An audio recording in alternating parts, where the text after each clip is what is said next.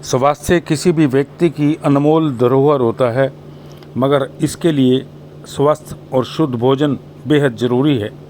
लगातार दिल और कैंसर के बढ़ रहे मामलों ने हम सबको चौंका भी दिया है।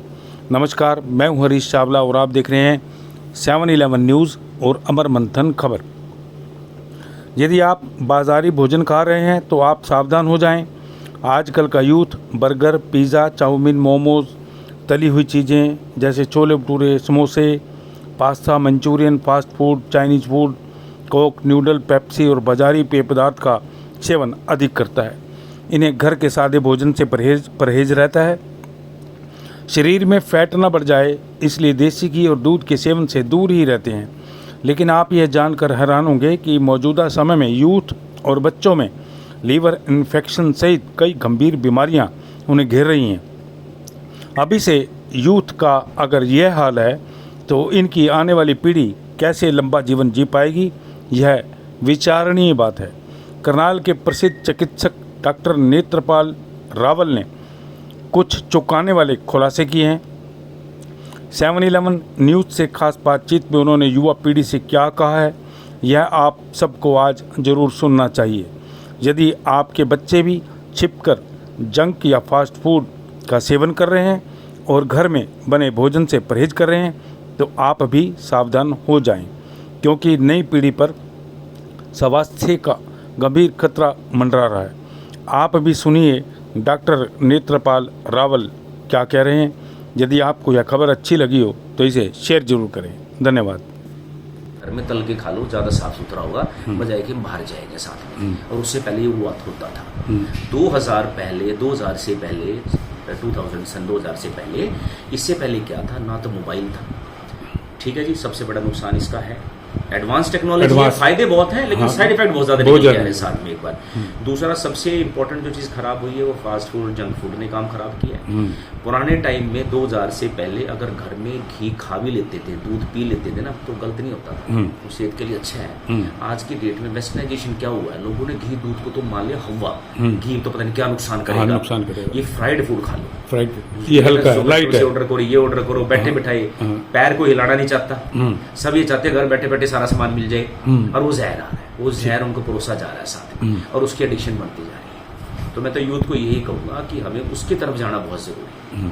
तभी आप अगले 50 साल 100 साल अपने लिए, अपने परिवार के लिए और अपने जितने भी नजदीक है सबके लिए अच्छी उम्मीद कर सकते हैं साथ में। आखिरी सवाल डॉक्टर साहब, अगर मान लो यूथ और बच्चे आपकी डॉक्टर की बातों पे गौर नहीं करते और माँ बाप की बातों को भी इग्नोर करते हैं, तो आने वाले टाइम के अंदर आपके अस्पताल में कितनी भीड़ होगी युवाओं यूथ की? मैं फिलहाल अभी देख रहा हूँ, मुझे इतना पता है कि आज से 15-20 साल पहले इतने यंग पेशेंट नहीं हुआ करते थे, हमारे पास बढ़ते जा रहे हैं। अब यकीन मानियो मेरे पास एडिक्शंस के पेशेंट बहुत आ रहे हैं। अच्छा, जिनको डिएडिक्ट हम करते हैं। सोचो माँ बाप कितना परेशान रहते हैं साथ, ये उसी का नतीजा तो है। तो वार्निंग क्या है यूथ के लिए? वार्निंग यही है, it's the time to change. जितना जल्दी हो वो जाग जाओ, सोच लो, क्योंकि धीरे धीरे टाइम निकलता जा रहा है। एक लेवल के बाद हर किसी चीज का वापस आना बहुत मुश्किल। जितना जल्दी इन चीजों को रिवर्ट कर लेंगे, वापस चले जाओगे, अपने समाज को बचा सकते हैं। थैंक यू डॉक्टर साहब। ठीक। एसी का प्रयोग करना, ठंडी चीजें छूटना नहीं, एकदम से गर्मी की आदत पड़ी ना, इस फ्रिज की तरफ भागते हैं, वो गड़बड़ हो जाती है सारी। तो मौसम चेंज हो रहा है साथ में। और सबसे इम्पोर्टेंट, मैं हमेशा एक ही चीज़ बोलता हूँ, जो सबसे बड़ा रीज़न है बीमारी का घर है, जो हम प्रभात के बारे में भी बात कर रहे थे, सबसे बड़ा यही है कि बाहर का खाना पीना गड़बड़ है। आप ही मान के चलो वो चीज़ नहीं रही जो आज से 15-20 साल पहले हुआ करती थी। भाई वो रेडी पे खड़ा होकर भी छोले भटूरे खा लिया ना, गोलगप्पे, तो कोई फर्क नहीं पड़ता था। वो चीज़ नहीं है आज की डेट में। लोगों की इम्यूनिटी नहीं है, इम्यूनिटी बोले तो बीमारी से लड़ने की कैपेसिटी नहीं है उतनी। और दूसरा वो साफ सफाई भी नहीं है। इन्फेक्शन हर साल कुछ ना कुछ बढ़ ही रहे हैं, मगर हर साल कोई ना कोई बैक्टीरिया, वायरस अपने नए नए रूप लेके आ रहा है।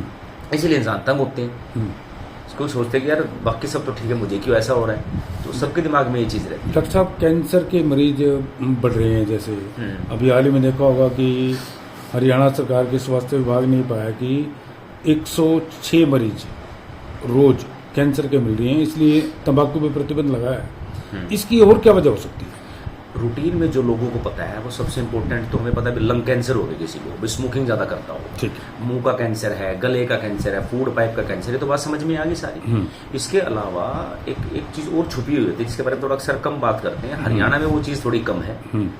अब बाकी जगह यूपी बिहार बेल्ट में जाएंगे थोड़ी ज़्यादा रहेगी। जो भी वो चबा के खाते हैं, सुपारी वगैरह होती है, वो जीभ के नीचे जाड़ के नीचे रख लेते हैं, मुझे डिटेल में नहीं पता। तम्बाकू खाने वाला भी सिस्टम होता है, उससे ओरल कैंसर भी बहुत सारे पेशेंट हमने भी डिटेक्ट किए हैं। हमारे पास आते हैं पेशेंट बिल्कुल ब्लैक हुआ पड़ता है सारा साथ में एक रीज़न। लेकिन जो सबसे बड़ी नई चीज़ मैं कहूँगा, ये तो पहले भी चल रहा था, जो नई चीज़ डेवलपमेंट हो रही है वो हो रही है कि हमारा खाना, हमारा पानी और हमारी सॉइल यानी कि मिट्टी, ये सारे के सारे प्रदूषित हो रहे हैं आज की डेट में केमिकल से और पेस्टिसाइड से। ठीक, इसमें सब्जियां फल सब आ गए। भाई एक बात बताइए ना, जब जमीन में आपने पेस्टिसाइड छिड़क ही दिया, अब उसमें गेहूं है, चावल है, साग सब्जियां हैं, फल फ्रूट है, सब कुछ आ गया है। ना चाहते हुए भी पैदावार के लिए वो चीज डाली जाती है, और वो इतनी अधिक मात्रा में बढ़ती जा रही है पैदावार के लिए। अब किसान क्या करे, उसको अपनी खेती से मतलब बात तो उसकी भी ठीक है, उसको आजीविका के लिए चाहिए, लेकिन अल्टीमेटली वो चीज तो वो जो चीज उग रही है ना, वो सबके घर में प्लेट तक जा रही है। तो डॉक्टर साहब जैसे पीलिया और लीवर के जैसे मामले ज्यादा बढ़ रहे हैं आजकल यूथ के अंदर, खासतौर पर बच्चों में। मैं इस बात पे आ गया, जैसे पहले तो हमारा सॉइल से रिलेटेड हो गया, अगला पॉइंट इससे रिलेटेड है जो आपने मुद्दा उठाया कि जो जॉन्डिस के मामले क्यों बढ़े। जॉन्डिस के मामले बढ़ते हैं मैक्सिमम प्रदूषित पानी की वजह से। ठीक, प्रदूषित पानी का मतलब ये है कि बहुत सारे क्षेत्रों में आज भी साफ पानी नहीं है, उपलब्ध नहीं है। ठीक, अब मैं जैसे सेक्टर में रहता हूँ, मुझे उतना नहीं पता होगा, लेकिन मेरे पास जो मेरा पुराना शहर पड़ता है, बहुत सारे पेशेंट उधर से आए हैं, वो क्लस्टर में जॉन्डिस के निकल आते हैं कहीं पर। मैं कहीं खुद बताते हैं, हमें नहीं पता चलता। बोले सर हमारे आसपास भी हर 2 घर छोड़ के सबको जॉन्डिस हो गया। तो उसका मतलब तो सोर्स तो कॉमन होगा उनका, पानी तो पानी से ही होगा, साथ में प्रदूषित पानी भी होगा साथ में एक बार। तो ये सब दूसरे सबसे बड़े रीजन है। तो डॉक्टर साहब आदमी बचेगा कहाँ से? जब आप बता रहे हो धरती के नीचे पेस्टिसाइड जा रहा है, हाँ। इधर से पानी खराब और इधर से वायु प्रदूषित, क्या फिर इंसान कैसे बचेगा? देखिए आपको चीज समझनी पड़ेगी, हम हर चीज के लिए ना, लोग क्या कहते हो ना आज की डेट में भी कोई भी चीज होगा, जैसे वो विपक्ष वाली बात होती है ना, कोई भी चीज हो बोले सरकार की जिम्मेदारी। हाँ। इसमें सरकार की जिम्मेदारी नहीं है, आप लोगों की और हम लोगों की खुद की जिम्मेदारी बनती है कि देखो हमारी जनरेशन तो निकल रही है, नहीं समझे मेरी बात, लेकिन जो अगली जनरेशन है हम उसको क्या देके जा रहे हैं? आज से 50 साल बाद, 100 साल बाद हम लोगों को वो अच्छे वे में याद नहीं करेंगे। वो सोचेंगे कि यार 200 साल पहले तो पृथ्वी ठीक थी, सब बढ़िया था, जो पिछले हमारे 100 साल के वंशज हुए, नहीं समझे मेरी बात, जिसमें कि आधुनिक क्रांति आई, सारा कुछ हुआ। आधुनिक क्रांति के नाम पे उन्होंने जो छेड़छाड़ प्रकृति के साथ करी, वो तो सत्यानाश करके चले गए ना। बिल्कुल। अगली जनरेशन के लिए तो एक एक पल जीना बहुत मुश्किल हो जाएगा। हम तो फिर भी झेल रहे हैं इस चीज को, क्योंकि दिन प्रतिदिन ये स्थिति तो भयावह होती जा रही है। तो ये चीज कहते हैं ना कि अच्छे काम की शुरुआत हमेशा अपने घर से करनी चाहिए। और बच्चे जैसे फास्ट फूड ये रेडियो का खाते हैं, माँ बाप इसको समझ नहीं रहे हैं। ये तो है ही है। देखो इसको वेस्टर्नाइजेशन वर्ड यूज करता हूँ मैं हिंदी में, जिसको हम बोलते हैं कि हमारे भारतीय खाने का पाश्चात्यकरण, ये 20 साल के अंदर हुआ है। ठीक है, क्योंकि हमने तो 2000 से पहले का टाइम भी देखा है और 2000 के बाद का भी देखा है। ठीक, तो जो हुआ है 2000 के बाद हुआ है, हमारे खाने का वेस्टर्नाइजेशन हो गया है। Processed food, packed food, junk food, fast food, कुछ भी कह लो, जो निकल के आ रहा है, ये बहुत खराब है। और इसकी एडिक्शन है, मैं बताऊं आपको, हम स्मोकिंग अल्कोहल के बारे में बात करते रहते हैं, इसकी एडिक्शन की बात नहीं करते। ये सबसे खराब एडिक्शन है। जैसे मोबाइल की बात करते हैं ना, आज की डेट में बहुत खराब एडिक्शन है। हाँ। आइज खराब हो रही है, हर छोटे छोटे बच्चे को चश्मे लगते जा रहे हैं, लेजर करानी पड़ रही है, 100 चीजें हो रही हैं। मोबाइल का भी है कैंसर पे कुछ असर? मोबाइल का जो किरणें निकलती हैं, वायलेट किरणें जो निकलती हैं वो हमारी आइज को डैमेज करती हैं और डायरेक्ट ये हमारे ब्रेन में पेनिट्रेट करती हैं। और यूथ तो सारा दिन मोबाइल है, तो फ्यूचर क्या है यूथ का? फ्यूचर के यूथ के लिए, अगर यूथ को आगे ठीक रहना है तो उसको खुद ही कदम उठाना पड़ेगा। इसके लिए हम ये नहीं कह सकते आप उसको ठीक करोगे, मैं ठीक करेगा, कोई और आगे ठीक करेगा।